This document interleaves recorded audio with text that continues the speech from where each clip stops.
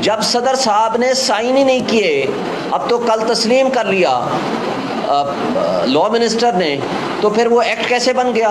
آپ نے gazette notification واپس کیوں نہیں لیا؟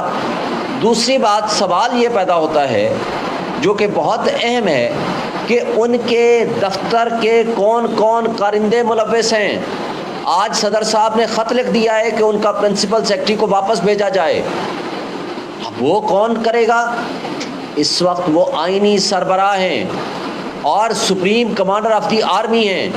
اگر ان کے حکم کو اس طرح مذاق میں اڑا دیا گیا تو آپ کی پاکستان کی ریاست جو ہے وہ بے آئین ہو جائے گی، جو کہ آلریڈی ہو چکی ہے۔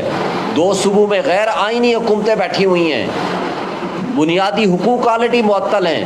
تو ہمیں افسوس سے کہنا پڑتا ہے کہ لا منسٹر صاحب نے کل ایک اور من گھڑت قسم کی ایک بات کی کہ ہاں جی، بلکہ اس سے پہلے میں بات کروں گا کہ میڈیا کو یہ کس نے بتایا تھا کہ جناب علوی صاحب نے دستخط کر دیے؟ پرسوں سارا دن میڈیا یہ چلاتا رہا، اب تو کل انہوں نے ثابت کر دیا کہ انہوں نے سائن نہیں کیے تھے۔ تو پھر یہ میڈیا نے یہ مس انفارمیشن یا ڈس انفارمیشن کیسے پھیلائی؟ کیا اس کے اوپر پیمرا نے کوئی نوٹس لیا؟ اگر یہ فکس میچ نہیں ہے تو میڈیا کا احتساب کون کرے گا؟ یہ آزاد صحافت کی بجائے اگر کسی کے ساتھ ملی بھگت کر کے مس انفارمیشن پھیلائیں گے تو یہ ہم سب کے لیے افسوس کا مقام ہے۔ اسی طرح آپ مجھے یہ بتائیں، کل شاہ محمود قریشی کو 1 دن کا ریمانڈ ملا، سارا دن میڈیا نے چلایا کہ اسد عمر صاحب گرفتار ہو گئے۔ ان کو کس نے انفارمیشن دی؟ اور وہ تو انہوں نے بتایا FIA نے، نہ وہ گرفتار ہوئے، نہ ان کو طلب کیا، نہ ان کو بلایا گیا، وہ تو کراچی میں بیٹھے ہوئے تھے۔ پھر یہ میڈیا کہاں سے ڈس انفارمیشن اور مس انفارمیشن لے کے چلاتا ہے؟ یہ قابل افسوس بات ہے۔ اس پہ میڈیا ہاؤسز کو خود اپنا احتساب کرنا چاہیے، اس پہ پیمرا کو بھی ایکشن لینا چاہیے کہ قانون سب کے لیے برابر ہونا چاہیے۔ آج کس کے حکم سے آپ عمران خان کا میڈیا پہ نام نہیں لے سکتے؟ پیمرا تو کہتا ہے ہم نے کوئی حکم نہیں دیا۔ کس کے حکم سے اس کی آپ تصویر نہیں چلا سکتے، اس کی آپ خبر نہیں چلا سکتے؟ تو یہ ساری جو چیزیں ہیں، اس کے اوپر ہم سب لوگوں کو سوچنے کا مقام ہے۔ کیا پاکستان ایک بے آئین ملک ہو چکا ہے؟ کیا ریاست کے جو ستون ہیں وہ اپنی اپنی ڈیوٹیز، اپنے اپنے کام within the limits of constitution, within the limits of law کر رہے ہیں؟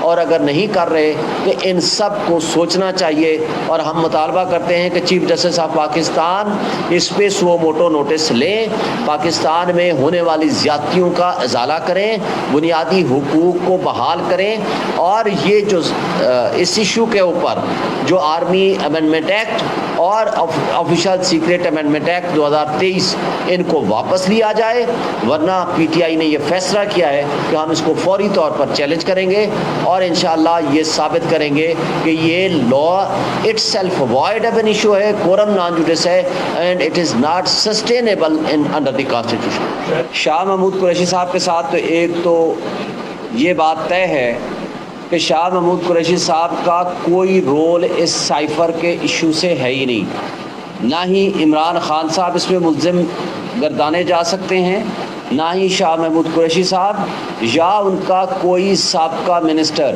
ایک بات ذہن میں رکھیں، سائفر وہ کوڈیفائیڈ فارم میں ایک ٹیلی گرام یا ایک لیٹر ہوتا ہے جو امریکہ کے ہمارے اپنے ایمبیسڈر نے وہ کوڈڈ فارم میں بھیجا سیکرٹری فارن افیئرز کو اور گورنمنٹ آف پاکستان کو۔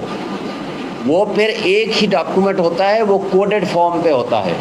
پھر سائفر ایک ڈپارٹمنٹ ہے منسٹری آف فارن افیئرس میں، پھر وہ اس کو ان کوڈ کر کے اس کے صرف بریفنگ اینڈ نوٹس بنا کے وہ 4 اس کی کاپیاں بھیجتے ہیں، ایک پرائم منسٹر آف پاکستان کو، ایک پریزیڈنٹ آف پاکستان کو، ایک چیف آف آرمی اسٹاف کو اور ایک DG ISI کو۔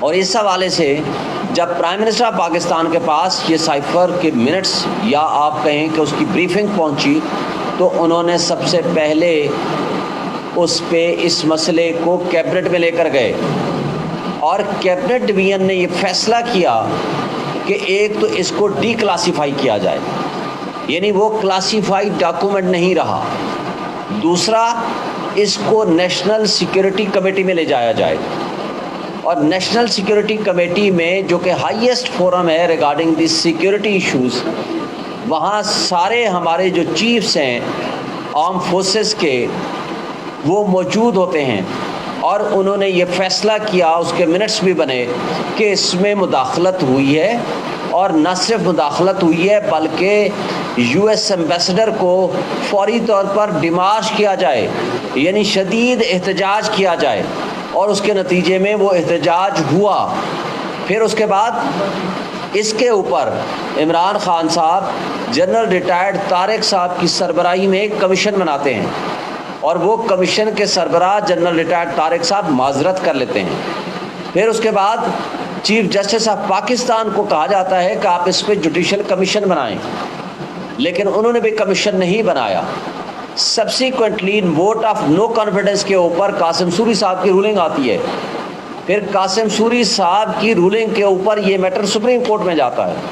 سپریم کورٹ ان منٹس کو جو نیشنل سیکیورٹی کمیٹی کے تھے اور جو کیبنٹ کے تھے ان کو ڈسکس کرتے ہیں۔ وہاں یہ تسلیم کیا جاتا ہے کہ مداخلت ہوئی ہے، ایک فارن اسٹیٹ نے پاکستان کی سلامتی اور خود مختاری کے اوپر اٹیک کیا ہے، اور اس کے اوپر under the constitution, under the rules of business and under the law, competent authority is the prime minister and the federal ministers. اگر ایکسٹرنل یا انٹرنل تھریٹ ہو تو وہ اس کے اوپر پالیسی بنا سکتے ہیں اور قوم کو اعتماد میں لے سکتے ہیں، یہ ان کی ذمہ داری ہے بلکہ کرنا۔ اور اس کے ساتھ جب یہ ووٹ آف نو کانفیڈنس پاس ہو جاتا ہے تو شہباز شریف صاحب پھر ایک نیشنل سیکورٹی کمیٹی کی میٹنگ بلاتے ہیں، اور وہاں اسد مجید جو ایمبیسڈر تھے یو ایس اے کے، ان کو طلب کیا جاتا ہے، اور ان کی طلبی کے بعد ان سے پوچھ گچھ ہوتی ہے کہ بتائیں یہ کنٹینٹس آف سائفر درست ہیں یا غلط ہیں۔ وہ اس کو کورابریٹ کرتے ہیں اور کنفرم کرتے ہیں۔ پھر جو پرانی نیشنل سیکورٹی کمیٹی کی جو میٹنگ کے منٹس تھے ان کو کنفرم کیا جاتا ہے۔ پھر دوبارہ کہا جاتا ہے کہ یہ شدید ہم احتجاج کریں گے کیونکہ پاکستان کی سوورنٹی کے اوپر اٹیک ہوا، اس میں مداخلت ہوئی ہے۔ پھر آپ کو یہ بھی یاد ہوگا کہ D G I S P R نے آ کر کے پریس کانفرنس کی تھی، اور جس سے سوال کیا گیا تھا کیا یہ سازش ہے، تو انہوں نے یہ کہا تھا کہ مداخلت پرووڈ ہے، سازش کے بارے میں ہمارے پاس ایز سچ کوئی ایویڈنس نہیں ہے۔ ایویڈنس تو تب آئے گی جب اس کے اوپر کوئی ہائی پاورڈ کمیشن بنے گا۔ وہ ہائی پاورڈ کمیشن تمام یہاں کے کرداروں کو پوچھے گا، پوچھ گچھ کرے گا، اور یہاں کے سازشی عناصر سامنے آئیں گے۔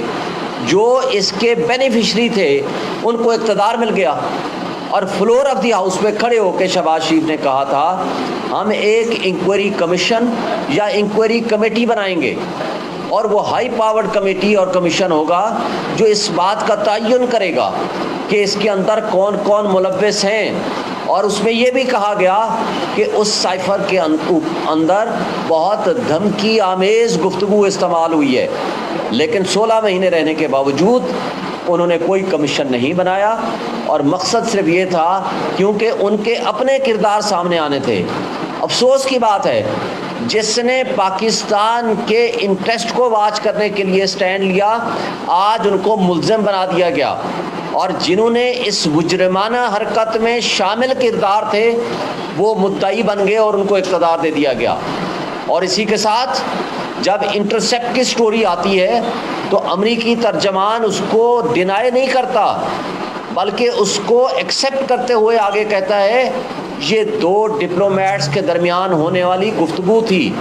جب دو ڈپلومیٹس کے درمیان گفتگو ایڈمٹ ہو جاتی ہے تو پھر ہمارے پاکستان کے ادارے حرکت میں آتے ہیں اور فوری طور پر ایف آئی آر کاٹ دیتی ہے، اور وہ توجہ ہٹانے کے لیے ہے کیونکہ یہاں بھی مطالبہ زور پکڑنا تھا کہ آپ یہاں کمیشن بنائیں، کون کون اس کے اندر سازشی کردار ہیں، بجائے ان سازشی کرداروں کو سامنے لانے کے جنہوں نے اس ملک کے دفاع، ملک کی سلامتی، ملک کی خود مختاری کے لیے کام کیا، آج ان کو ملزم بنا دیا گیا۔ اور قابل افسوس بات یہ ہے کہ اس جرم کی ٹوٹل سزا 2 سال ہے جو کہ قابل ضمانت ہے، اور آج 4 دن کے لیے جج صاحب نے اس پہ ریمانڈ دے دیا، اس کے باوجود کہ نہ اس کی کوئی اس سے ریکوری چاہیے، اور پھر اس کو جس حالت میں رکھا گیا ہے 12 سے 14 گھنٹے اس کو کرسی پہ بٹھایا گیا، نہ واش روم جانے دیا گیا، نہ کھانا دیا گیا، اور ان کو کمر کا تکلیف ہے، کمر کا درد ہے، اس کے باوجود ان کے ساتھ یہ زیادتی اور ظلم ہو رہا ہے، ہم اس کی شدید مذمت کرتے ہیں۔